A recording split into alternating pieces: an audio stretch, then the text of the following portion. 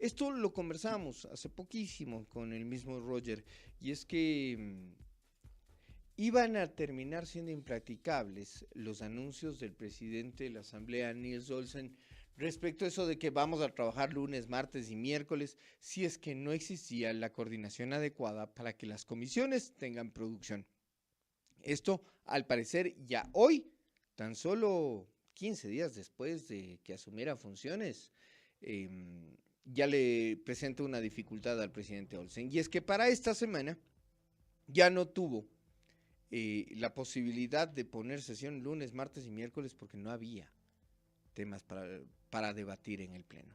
Es decir, las comisiones tendrán que reforzar su trabajo para generar proyectos de ley que lleguen al Pleno.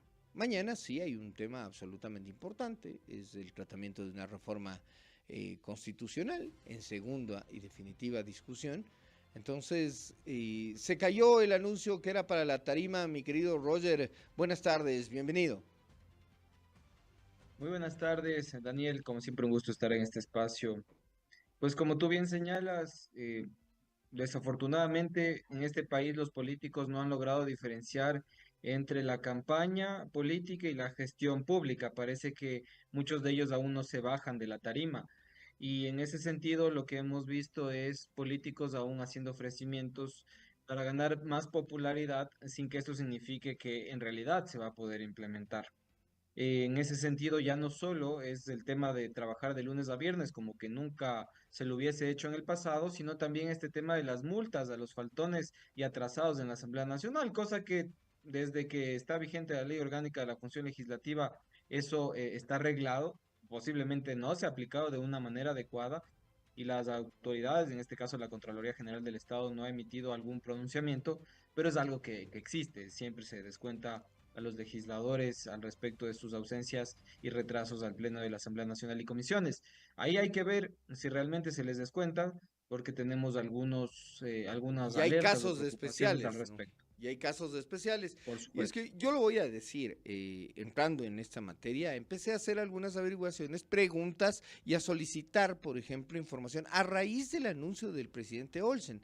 Y, por ejemplo, resulta que la señora Anabela Sin, ¿sí? La candidata en primer lugar de la lista de asambleístas nacionales de ADN del movimiento oficialista, que es hasta ahí donde hay que denominarla, si es que es mamá o no es mamá, no, eso no entra en esta materia. Pero en cuanto a su ejercicio legislativo, fue a la primera sesión y no volvió más. Y claro, ha principalizado o le ha dejado estas funciones al asambleísta Matovelle, que es Diego Matovelle, que es su alterno. Entonces te pregunto, acá viene un problema, porque estoy seguro que el problema de Anabela Sin no sea el sueldo. No es que a ella con la multa le vas a decir o a coercionar. Por plata no creo que sea el problema. Pero te pregunto, entramos otra vez a esta discusión, ya la tuvimos y yo recuerdo haberlo conversado con la gente del observatorio, ya cuando, por ejemplo, conversábamos el caso del expresidente Febres Cordero, no cuando León Febres Cordero fue diputado, todavía no estábamos en estas, pero ya se debatió esto. ¿Qué pasa cuando tú pones, por ejemplo, una figura con la potencia de León Febres Cordero en la lista y luego él no va y va otro? Sí, Roger, sí. Es muy común que las organizaciones políticas pongan a quien, como se denomina en materia electoral, arrastre el voto, es decir, aquel que tiene más posibilidades de ser reconocido en una papeleta. Sucede muchísimo. De hecho, en este periodo legislativo va a pasar posiblemente varias de las figuras que llegaron a la Asamblea Nacional ya en un, en un mediano plazo van a renunciar, como ha sucedido en anteriores periodos legislativos, sobre todo considerando que estamos frente y a la vuelta de la esquina a unas elecciones seccionales. Eso pasó. Y el caso clarísimo, por ejemplo, es el caso de Pavel Muñoz, quien estuvo en la legislatura, a un tiempo sí un poco más prudente, pero luego se fue y se decantó por las seccionales. Eso ocurre muchísimo. Hay casos mucho más tempranos, como sucedió en el gobierno de Guillermo Lasso, en donde las principales figuras pasaron a formar parte del Ejecutivo. Es decir, Digamos, dejaron su curul para irse a la asamblea y nos referimos César Monge, él no no creo que llegó a un día. Otro de las figuras, Francisco Jiménez, renunció a su curul para ir a ejercer el Ministerio de Gobierno. efectivamente, y que lo hayan hecho un día después nos dice que claramente esa estrategia estuvo velada, es decir, que no fue tomada a última hora. En el caso del gobierno de Daniel Noboa parece que no hay esta lógica en un inicio, pero yo entendería o proyecto, especulando por supuesto, que a mediano plazo esto va a suceder, no solo por seccionales, sino porque son personajes que también pueden crecer ya en el ámbito ejecutivo. Esto es un problema, sí, es legítimo, sí, es ético, pues habrá que verlo y es legal también.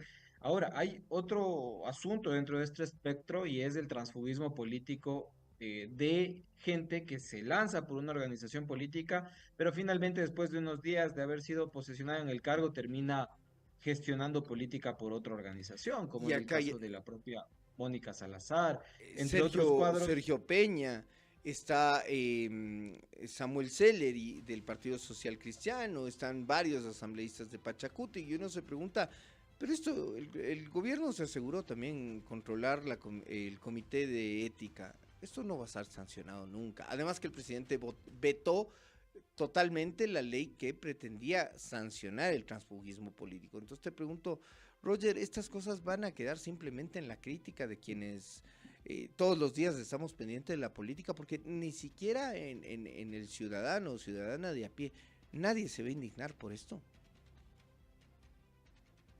Y no, y se ve en las elecciones, si nosotros tomamos en cuenta aquellos legisladores que se cambiaron de camiseta en los anteriores periodos legislativos, yo diría que más del 80% de estos fueron reelectos.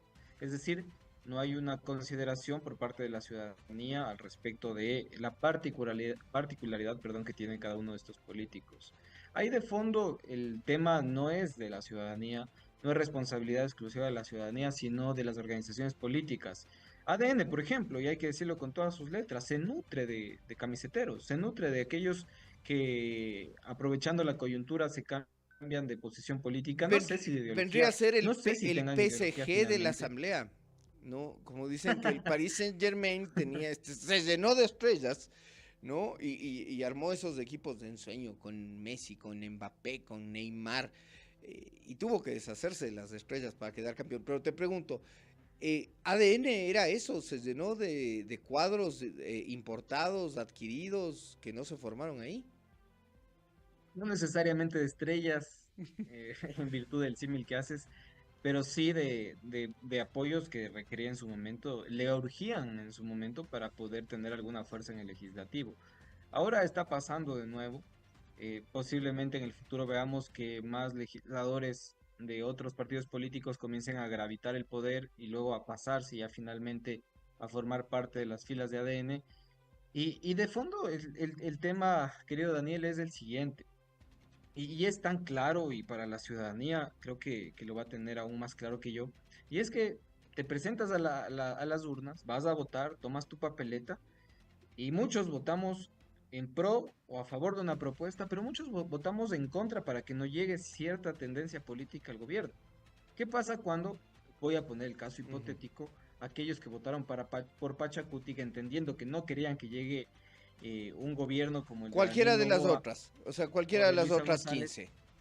Claro, y tú piensas que tu organización política con sus legisladores van a hacer algo de resistencia o de equilibrio y finalmente terminan adhiriéndose a lo que tú votaste, a lo que le votaste en contra. Entonces, ¿qué es eso? Estamos falseando esa representación o esa elección que tiene la ciudadanía a la hora de votar. No estamos siendo coherentes con esa decisión.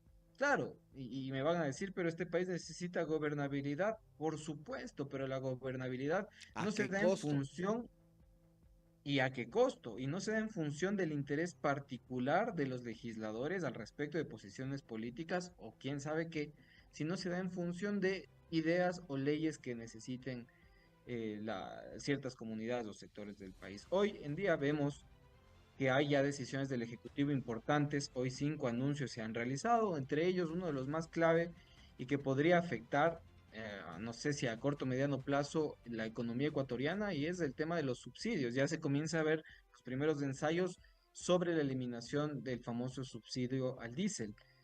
Y yo no he visto a legisladores pues analizar, al menos con datos generales, cómo podría impactar estas decisiones a la economía ecuatoriana. Hay ya una Hemos, información del Ministerio de Finanzas, mi querido Roger, y gracias por hacer la pregunta principalmente. Según el Ministerio de Finanzas, la electricidad grupo de alto voltaje 1 le representará al Ecuador, al Estado ecuatoriano, una recaudación de 78 millones de dólares. Y para medio voltaje, 178 millones de dólares. Estamos hablando de 200 casi 270 millones de dólares. El subsidio al diésel para el sector atunero, 42 millones de dólares. Y la minería, este catastro minero y esta revisión de esta tasa de fiscalización le va a representar al Estado 200 millones anuales en recaudación. Es decir, estamos esperando más o menos 510 o 520 millones de dólares de estas medidas, de las 5 anunciadas hoy en la mañana. Eso le faltó al mensaje de hoy, ¿te coincides? exactamente, en términos de recaudación puede ser un dinero que va a ingresar a las arcas del Estado, pero insisto, más allá de los 5 anuncios ya vemos una tendencia hacia un norte económico o de política económica que es la eliminación de subsidios. Y nos van advirtiendo, claro, en los anuncios, por ejemplo, no se va a tocar el subsidio a la tarifa eléctrica, no se van a topar otro tipo de subsidios, por ejemplo, a la pesca artesanal y a esas embarcaciones que viven de ello. Ujú. Pero más allá del plano económico, te digo, Daniel, los legisladores son electos para fiscalizar este tipo de medidas. Es decir, finalmente el anuncio nos lo dicen de forma completa o nos lo dicen de acuerdo al interés que tiene el gobierno o al respecto del enfoque que le quiere dar a la comunicación. El ciudadano finalmente sí lo va a analizar, no creo que tenga el tiempo de profundizar, pero el legislador sí es su responsabilidad.